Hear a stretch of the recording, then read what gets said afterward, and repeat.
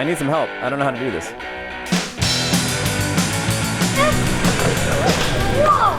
Those brightly colored kaleidoscopes, wheels, you'll see on my bikes are from my wheel sponsor, Industry 9. I've ridden Industry 9 product for a good 5 years now, and for 2022, the crew at i9 suggested I visit the factory and build up my own wheel set. I'll leave it up to all of you to decide if this was a secret plan to save on labor costs or a fun way to get to know more of those friendly faces behind the brand. One thing I want to admit to all of you is that despite a lifetime of converting most of my own wheels into something more representative of a Pringles product, I've only actually built up about a dozen wheels myself. Just like many of you, I'm quite an amateur at the whole wheel build process, so you might enjoy following along the life of my now favorite wheel set. But before we start spinning any spoke wrenches, there's a critical first step, and that one just might be the hardest. And that would be deciding on the color. I don't know how to design a wheel set. The silver hub is never to go wrong, I feel like. Agreed. In this video, I'll go through not only lacing and building and tensioning and truing my own wheel set, but I'm going to watch the entire manufacturing process from raw stock coming in from Tennessee all the way to high quality anodized product heading over to the assembly plant. Austin here is a euphonium player. Sure, yeah. Man, when folks get a wheel set, they're getting not just the components, which is what everyone thinks about, but they're getting this very professional build. And that's not like obvious when you look at the wheels at the bike shop or on the internet or whatever. That's pretty cool. All right, relax. Focus. Oh yeah. Let's walk through the manufacturing facility with Clint, the owner and founder of Industry 9. So all this stuff, almost everything we make starts out as 12-foot bars of 70-75 aluminum. All this aluminum is sourced from the United States of America, some of it from Kaiser in Tennessee, and some from Alcoa up in Pennsylvania. Clint is the son of Harvey Spiegel, who began Turnamics, the machine shop that originally housed Industry 9 back in 1969. We actually were lucky enough to meet Harvey briefly. Hi guys, how are you all? Good. It was pretty cool watching that same bar stock get fed into the custom-made machine that builds the individual spokes. That 12-foot bar spinning at 3,000 RPM. We watched the larger stock get cut down into the blanks that'll form the hub shell. That's got some heft to it too. Yeah. So right now it's machining the hub shell, and then it'll pick up another blank and waiting. And over here you see another one. This is actual.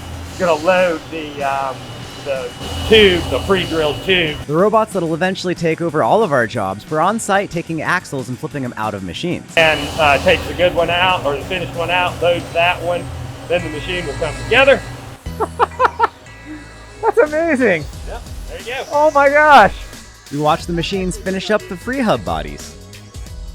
The entire facility is so full of CNC machines, anywhere you look, you're gonna see hub shells getting machined down. Have two operations. It'll drill the spoke holes on a flange hub, and then also the 6-volt pattern if it's on there, although this is center lock, of course. The disadvantage, this takes us about a minute to a minute and a half to machine, whereas wire spokes can be made in usually 1 or 2 seconds. Wow. One of my favorite parts of the manufacturing process is watching them cut out the drive rings with called an EDM machine. This is the same machine that's used over in Asia to make giant steel molds for carbon fiber bicycle frames. You can see the little increte line, and the wire EDM comes in here and uses that wire in electrical spark. So electricity is flowing through that wire, and then it's sparking off on the workpiece, eroding the metal away. And so what it can do is it can cut hardened steel, and it can cut it incredibly accurately. And that's how we get the Hydra speed to be as fast as it can, but also to be extraordinarily strong. It was really cool to see that, but it super blew my mind when Clint showed me that they make all of the actual pawls for the free hubs in the same machine. Shit, that's pretty cool. So this is just one stack. Okay. Yeah. Well, when we cut it, we'll stack about that many. So it's cutting through all of that at one pass. That's gnarly. But it's a very long time to do it. So how long would it take to do a batch like that? Oh, probably 2 days. Oh my gosh. This is 2 days of machining. Once the crew has manufactured every last little bit, it gets sent over to the anodizing tanks to take on that really cool coloring. This is where we do the anodizing. Anodizing is an electrochemical process. It converts the top layer of aluminum to aluminum oxide. That provides two things. It makes the surface scratch resistant, but it also makes it microscopically porous.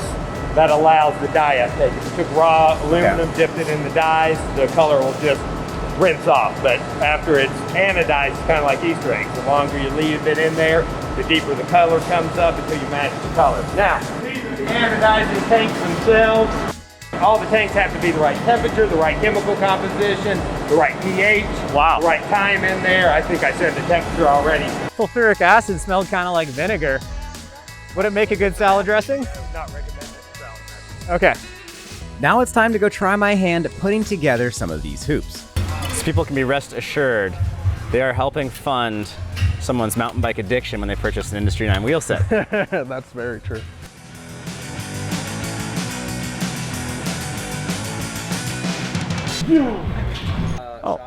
Hi, Oscar. Hi. Hi. Hi. So how did you do the rainbow? I thought it was 4 spokes per color. Yes. Because those wheels looked sweet. I was like, I know. I was legit blown away. I didn't want to, I kind of sounded like I was sucking up to everyone, but I was legit pumped on those rainbow wheels. They look sweet. Okay, now did I do this right? Front and rear, mountain, 315 carbon, 32 hole, size 29. Then that's your lovely little number that they're gonna need. Okay, cool. Thank you for your guidance on picking out those colors. Oh, no problem. My pleasure. To Miley. I hear you're the famous Miley. Miley is one of the most organized people in the entire building. More than Isaac. Yes. Wow. He literally organizes all of this. Cool. Keeps it on rails. I see. You want to do this now? Yeah. Well, when I go through this, I kind of find which hub parts they are. So on here, you have a 112. Still have this guy. 112. Oh, there's not even bearings in it. Wow. Yeah, it's not built yet. Are you doing a rainbow set? Yes. Every time somebody gets a rainbow set, it's always like the colors are always in the same order. So I always know when somebody's getting a rainbow. Running out of fingers. So I just keep them all together. We can figure this out from here. Pretty Yeah. obviously, they're color coded. How often does rainbow come through? Pretty often. I'd say it's a pretty popular set. Yeah. Okay. A lot of people here get a rainbow set.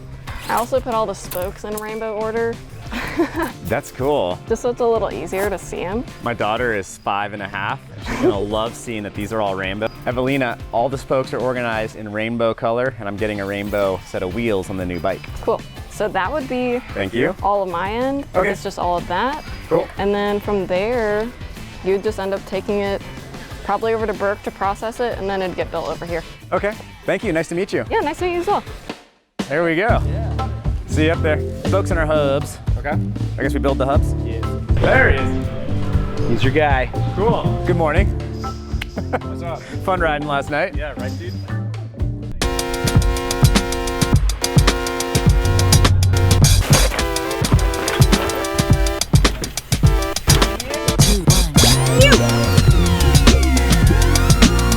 Yeah, I got wheel set coming along here.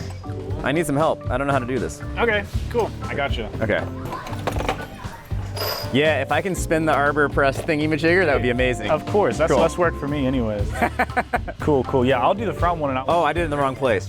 it's okay. No, we're gonna put grease pretty much everywhere. I like how the tables have turned. I was helping you with some corners, and now you're helping me through the hubs. Usually on the ticket, it has spoke colors and everything, and it's just all these different part numbers, and I just kind of cross-reference everything. And so I know that this one is a Hydra. I know it gets a 15307, 61804, and then the front one gets two 61804s. Okay. Then you just check that, 61804, everything looks good. And then we have a correct press tool for each one, so this one fits right in there.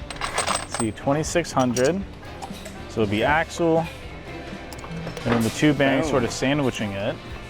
It's a pretty cool little bearing tools. Yeah. All made in-house too. Basically everything's gonna get greased.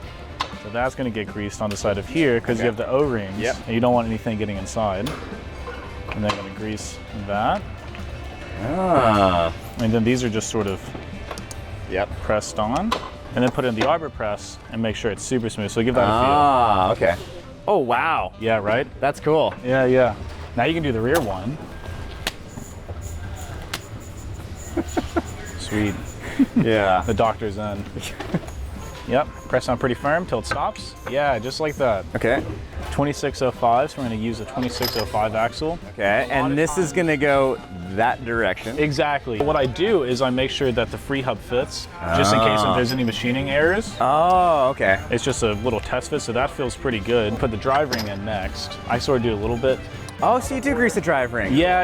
Anything, I didn't know if it'd be Loctite or grease. yeah, it'd be grease, because anytime that there's metal on metal, you don't want anything to seize up. Yeah. And whenever you're pedaling, this is still gonna crank it down all the time. And so we use this little ratchet tool and just Oh, cool. hand tight is fine. Then there's no space right there. But look at how fine the teeth are on that ratchet tool. Holy smokes. So this one's gonna go on the bottom.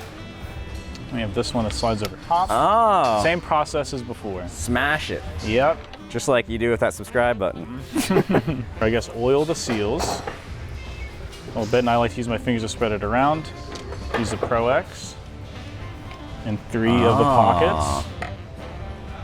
And then slide that on, and I'll let you slide this on. So the process is gonna be slide it on, and then push down slightly, and then just, it'll fall right into place. Cool. You ready, Logan? Here we go. Push down slightly. Yeah, just Boom. like that, dude. And then we need our end caps. We do, yes. And then more grease too. More grease. So we just pop this on? Go ahead and grease the inside of that first. I knew that. And then I'll spin it in my hand a little bit, and that feels super smooth. Cool. You're all set, sister. Wheels, I guess you just go on down there. Thank you. Yeah, man. Appreciate it. Yeah, dude.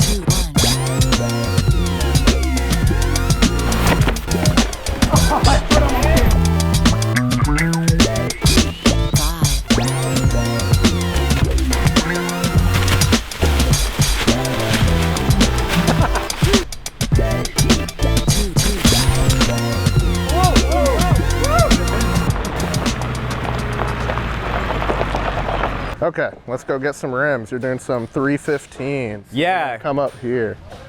How many wheel sets do you think come through your desk every day? About right now 100 to 200 a day. Wow.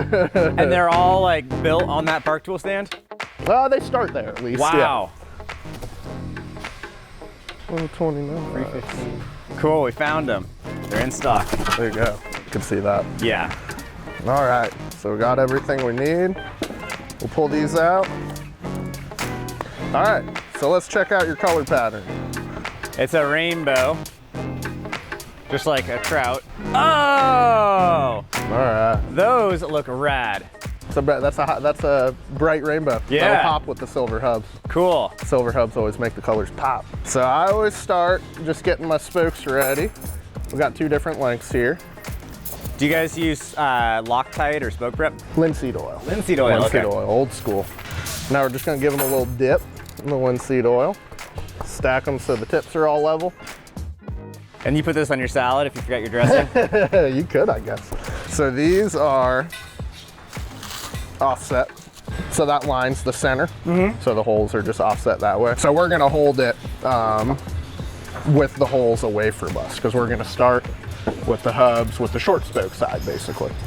We're gonna start one to the left of the valve with the short one. So we're gonna go with a purple. One purple short. Here's a purple short. These are short, right? Yep. And then we're gonna go red. So now skip holes. Skip holes. It'll be 2 red, 2 Yes. orange. Oh, I'm so glad you've done this before. No, I've done quartered patterns. Skip one and then red. Yep. And then skip one and it'll be orange. Yep, now 2 orange. Let's get the hub going. So we're gonna start to get the logo lined up with the valve hole. Oh, we're doing the front first? Yep. Okay. We are going to basically be the left spoke on the left side of the valve is gonna go onto this hammer and then just kind of turn the hub a little bit and just lightly screw in until you feel it start catching. It's catching a little. And then this one's gonna go for the... So this one comes right across to that end. Oh, to that guy. Yep. So you're gonna be going outboard, inboard as you work around the hub. There, that, it gets tighter. It starts pretty easy, then it gets tighter. Yeah, you don't want it to cross thread. Don't force it, but. Yeah, I'm a little concerned on that one. There it is. Oh, there it is. I think so. Yep. Okay. There you go. Man, you guys, your patience is next level. I've trained plenty of people here. Yeah, it's hard to do it in the wrong one. We got 2 lime and then 2 dark green. Yep. 2 dark green. Then on to the turquoise. How long you been riding bikes for? Oh, I mean, I never really stopped from when I first learned when I was Nice. like 5. Nice. I just studied music production So I was really into music instead of bikes for a minute. Cool. Yeah. Once I got done with college, I was like, yeah, I want to do bikes again. And then this guy is outbound. Yep. Okay, crossing over those guys. Yeah, you got the pattern now. So we're doing all this side. Just 2 purples. That makes 4 purple. Yep. And then we're gonna do, this is dark blue. Dark blue. Morning. That's awesome. Usually he rolls around, he's got music playing out of that thing. Oh, sweet. And so now they're gonna be opposite. That was almost pretty cool.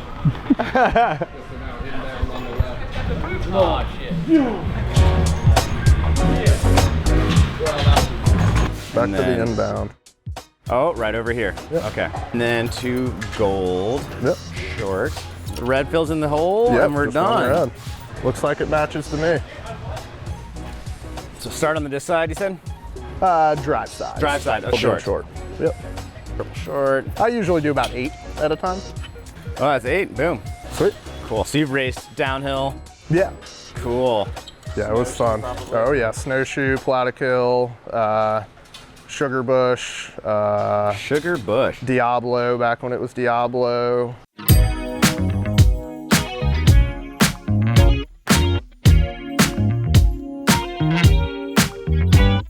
Full row, yep, looking good. Sweet. Okay, And then I should just like, there's your extras. So now we're gonna kind of set the spokes and get it ready before we take it through the machine. there's a machine that does this. Well, it goes to it after. Oh, okay, I want to push the button. You see how you got these 2 spokes that are threaded into the same hammer, kind of pulling on each other? The hammer is the lug and the Yeah. hub shell. Hammer, okay. So what I do, I thread both of those to about the same, so just Just coming out a little bit. Just coming out a little bit. So I'm gonna do those ones, I'm gonna turn 90 degrees, do these ones evenly, and turn it again, or actually get the ones in between. So now that I've got them all kind of flush, I'm gonna go through and kind of crank these ones down. When we put it in the stand, it's gonna be pulled over towards this side out of dish. And we do that just so we can come in on the other side, tighten them up to pull them over, and that gets us at the desired tension to throw it into that machine. So now, take some tenacious oil and just drop it. I usually start at the valve, just drop it right where it meets the rim. Okay. Yep.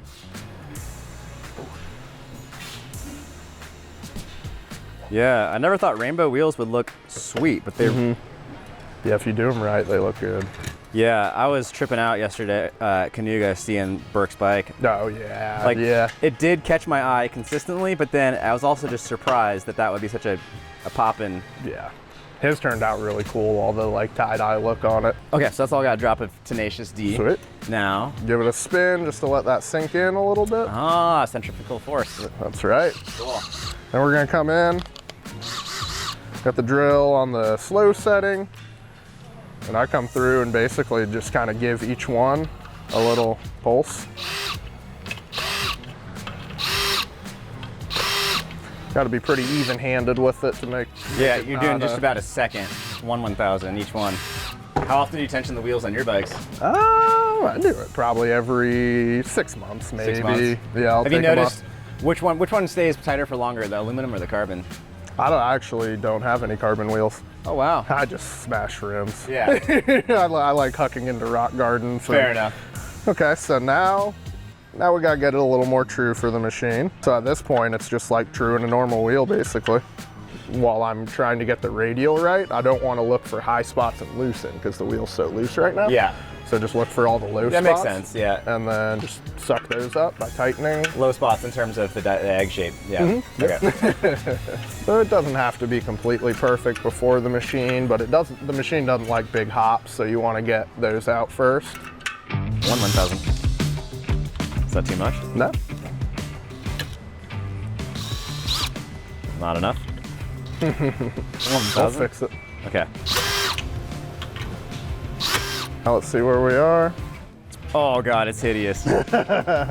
I would come and now hit like here, here, here, here, basically like all along this wave to the right. And then Oh, even more wobbly. So now come in and kind of same thing, just tighten those ones over to get that centered first. Okay, so it's not great, but it's better. Getting better. Yeah, just keep truing it to centered on the stand.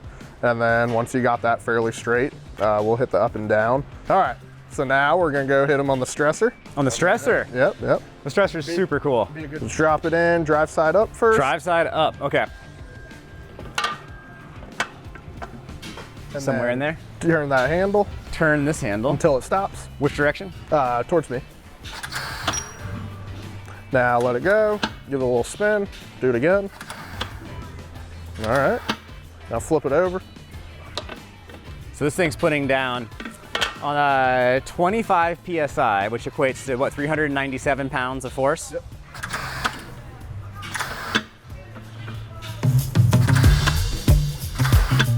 Should we extra stress it? Sure.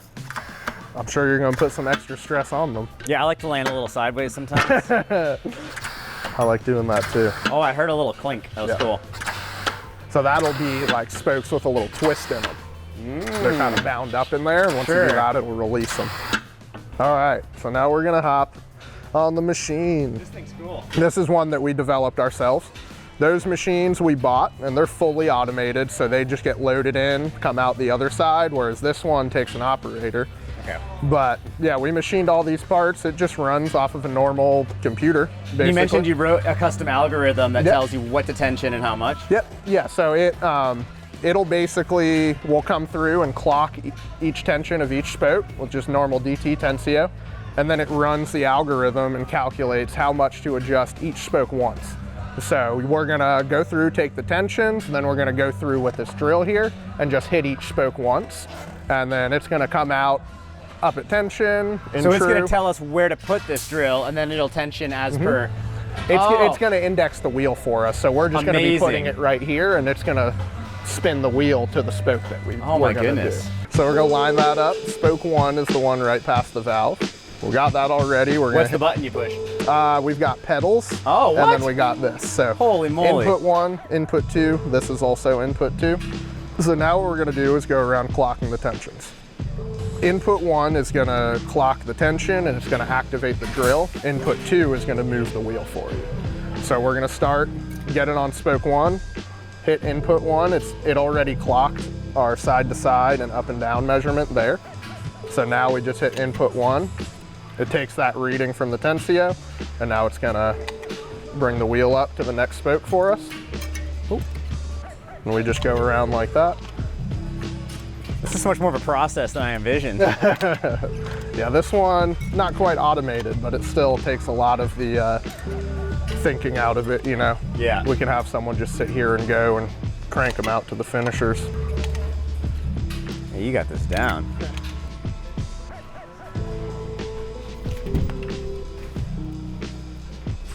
So we're gonna drop that in there, make sure it's seated, and then hit input 1. And it's gonna turn 240 degrees. Whoa. The next one will be 255. I see it moving the spokes a lot. Yeah. So I'm nervous because this is the wheel you did. So the wheel I did, this thing might overheat. Oh, it's supposed to turn a lot because, you know, we didn't bring it fully up to tension. But no, yeah, it'll end up turning, you know, anywhere from like full turn to 2 turns or so on some of them. So it's a full 720 degrees. What does the style show? It's that, so that's for side to side. This one's for up to down. Oh. So this one just operates off of that block, that roller block, and this one just operates off of this one. I mean, from what I understand, some like big wheel factories that, you know, are really just lacing machines. They don't really do much after the lacing machine, from what I understand. No. Okay, so what do I do? So, this one. This one, okay. So that's spoke 1, so that'll be the first one you take the tension on. So go ahead and put it on there. You want to make sure it's not like hitting that metal plate and not hitting down here. And then, yeah, let it settle and then hit input 1. Yep. And then take it off and hit input 2. And now you'll have to bring the tensio on the other side, upside down. And then hit the left pedal? Yep. And then hit the right, pull it off and hit right? Yep.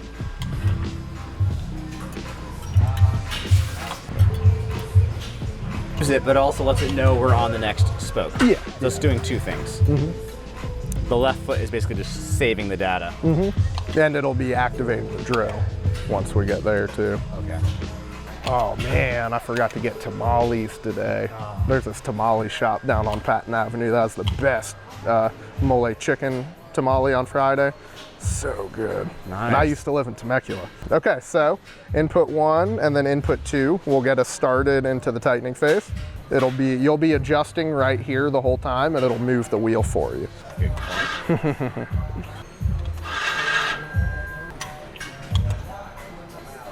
You're rolling on this thing. Hey, look at him go, dude. I mean, I'm just gonna take the rest of the day. Jeff's got it. I gotta get a shot of the man at the machine. I'm nervous. So now we'll just throw it in the stressor and then finish them up. It's easy, right? Yeah, I mean, it's cool and it's easy, but it's also a little like overwhelming with how much is happening here. Oh, yeah. Okay, and then 3 times.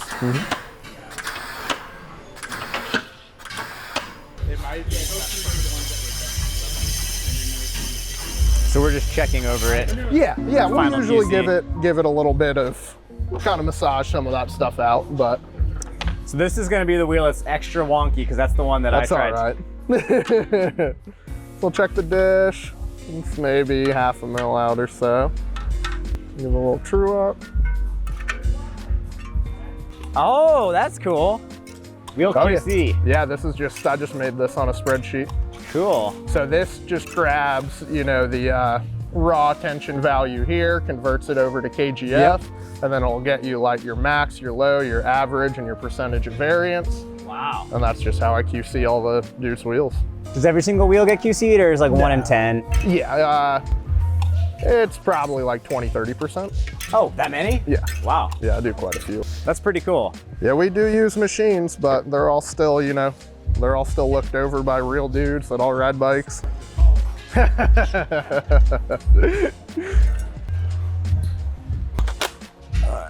see.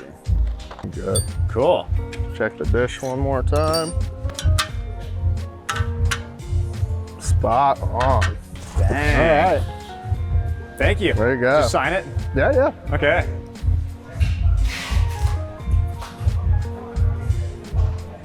I don't know what that says.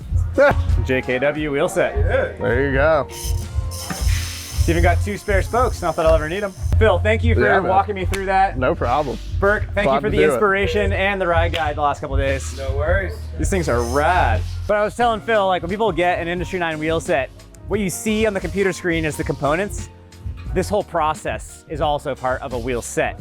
And it's not like obvious when you're buying the darn thing. So You did great. We got through that pretty quick, I think. yourself, man. I wouldn't say that much. And with that, I built my favorite wheel set for 2022. Normally these are boxed way more professionally than this, but I'm trying to fit my backpack in here so we're not over baggage allowance on United Airlines. Oh! I want to extend a huge thanks to all of Industry 9 for hosting us so graciously in Asheville, Where do I North get the Carolina. shipping label? I had a blast on our visit, and I'm extremely proud of the Local Ohm episode we put together. I'm absolutely honored to be working with Industry 9. I really enjoy the product, and I absolutely love the people that are there. Thank you so much. If you guys enjoyed this video, please give me some support by hitting the subscribe button below and leaving me the friendliest of comments. Thanks, everyone.